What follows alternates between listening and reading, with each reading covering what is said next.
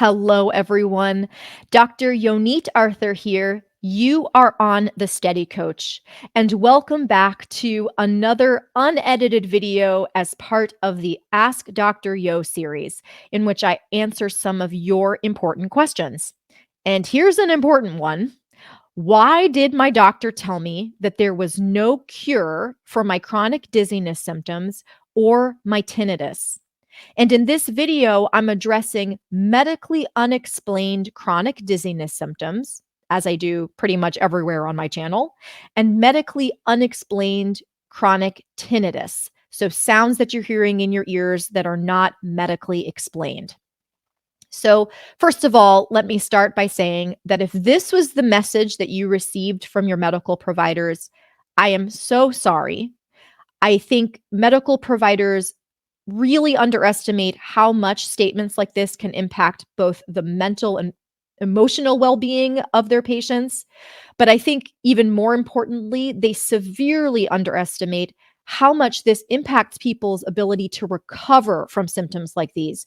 And we're going to make the distinction between cure and recovery in a few minutes here. So stay tuned. So, if you're new to my channel, some of these concepts may be new. And if you have not seen my basics of neural circuit dizziness video, I invite you to watch that. That will be in the video description. Or if you're listening to this as part of a podcast, you can listen to my very first episode of the podcast in which I review the basics of neural circuit dizziness.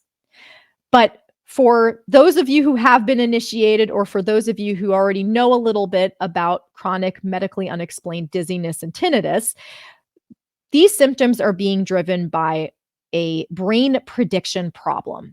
In other words, your brain is not doing a great job of putting together sensory information, interpreting it, and using it correctly. Now, I make the case on my channel that this is much more likely to happen when your brain is in danger mode. In other words, because your brain is a prediction machine, your brain is constantly trying to predict what's going to happen to you, and it's constantly trying to keep you alive. That's its main goal. When your brain is predicting danger, it's falsely predicting danger in many cases. It's much more likely to make errors like these sensory integration errors that lead to dizziness and tinnitus than it would be if the brain thought that you were safe. And again, I invite you to look at those basics videos or listen to the basics podcast if you want to know more about that. But all this to say that I wanted to devote a specific part of this video to this topic just because your doctor, by saying things like this, is feeding into this danger mode cycle that's leading to chronic dizziness symptoms and making them worse in the first place. So the words that they use really matter. And I know for many of you, it has taken you a long time to just dig yourself out of the hole that you got into because people said stuff like this to you. So for that, I'm sorry. And that's why I'm devoting a video to this exact topic. So coming back to what your doctor told you. So I want you to keep in mind that your doctor was trained in a biomedical paradigm. So in your doctor's world, your job as a doctor is to find a physical cause for someone's symptoms and fix the physical cause, thereby fixing the symptoms. So when your doctor uses the word cure, your provider is using the definition of cure that basically says it is a drug or medical treatment that will fix a disease or an illness and therefore achieve resolution of symptoms. Okay, so when there's a physical cause, there's a physical cure. And that is what doctors think of when they're using the word cure. This word, again, is only one definition of the word cure, but it's the one that is commonly used, doesn't apply to neural circuit dizziness and to tinnitus, because in both neural circuit dizziness and tinnitus, there is no physical cause that explains your symptoms. We already talked about that at the beginning of the video. So the word cure here is actually being used very appropriately. If your doctor said that there is no cure for your symptoms, it's because there's no physical cause for your symptoms and therefore nothing for your doctor to cure. So The fact that your doctor said there's no cure, though, doesn't mean that there's no way to recover or get better. And we're going to make that distinction right now between cure and recover. So, cure, again, means that a drug or medical treatment can be used to resolve a particular problem and lead to resolution of symptoms. This is also a very passive process. Like you sit and the doctor gives you the thing and then you get better. Recovery means something totally different. Recovery does mean, I think is the important thing to you, getting back into a healthy or normal condition. So again, that is something I imagine is quite important to you, but it's not necessarily a passive process where someone is fixing you, and it doesn't necessarily mean that there's a physical cause that needs to be addressed by medical treatment or some kind of drug or intervention. So let's talk about why the word recovery is actually what applies here and why, therefore, you should be quite optimistic about your ability to get better and recover fully from your neural circuit dizziness symptoms or from your tinnitus. So, neural circuit dizziness. So, what I want you to imagine is that before you got dizzy, your senses were constantly bombarding your brain with information. So, as you've heard in many of my other videos, your balance system uses information from three senses: your eyes, your ears, and your sense of touch. That's a lot of information that those senses were taking in, and your brain had to sort through all that. It's kind of like you were standing in a room and there were just a bunch of people yelling at you at the top of their lungs all the time. The reason you didn't perceive all the yelling was because your brain was really good at muting certain people. It had a little volume control and it could turn certain people off and turn the volume up on the people that you did want to hear. So you got along fine. You weren't aware of all the people yelling. Your brain was able to just sort that information out for you and just help you focus on the person you wanted to hear. Okay. What happens with neural circuit dizziness is the same room of people is there. All those people are still yelling at you, but your brain is fumbling the remote control and it can't figure out how to turn some people down and turn other people up.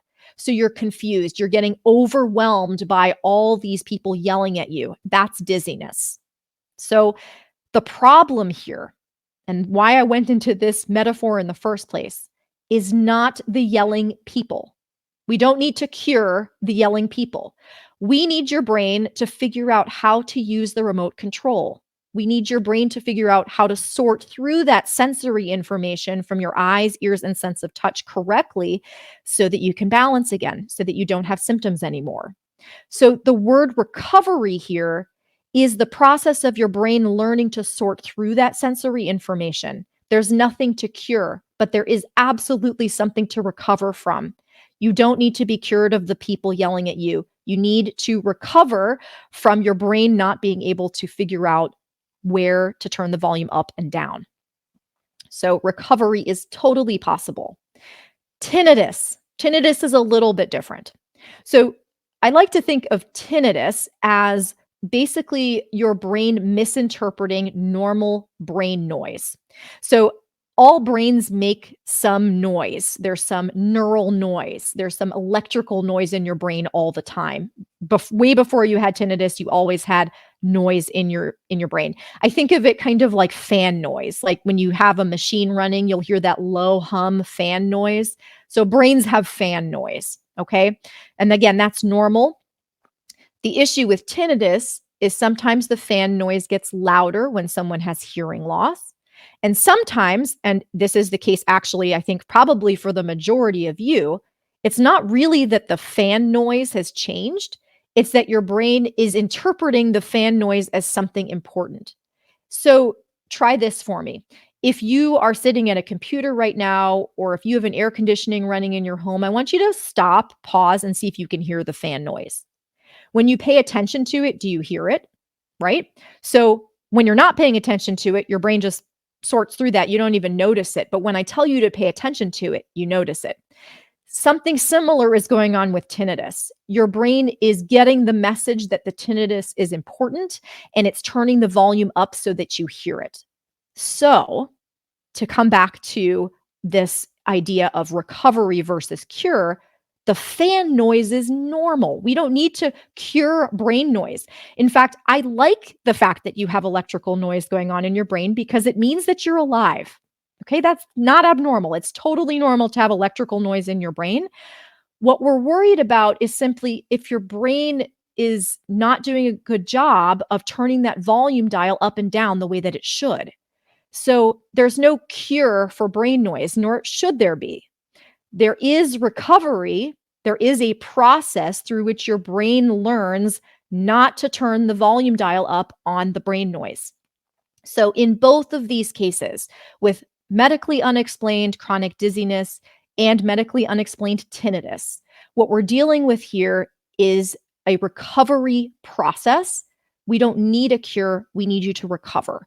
And when you see the comments on my channel and the success stories, you'll see that many people have gone on to recover from these symptoms, even though their doctors didn't have a cure for them. I hope this was a hopeful and helpful message for you and helped counteract against some of the negative messaging that you've received from your physicians. And again, I'd love to hear from you. If you have questions or comments, you can drop them below. And if you liked this video, please like it, please share it, please subscribe to my channel. If you're listening to this as part of a podcast, please consider leaving my podcast a 5-star review, following the podcast, subscribing to it. All of these things help me reach more people. And I so appreciate you for helping me grow my audience and reach more people who need this message. Thank you, everyone, so much for tuning in, and I'll talk to you soon. Bye-bye.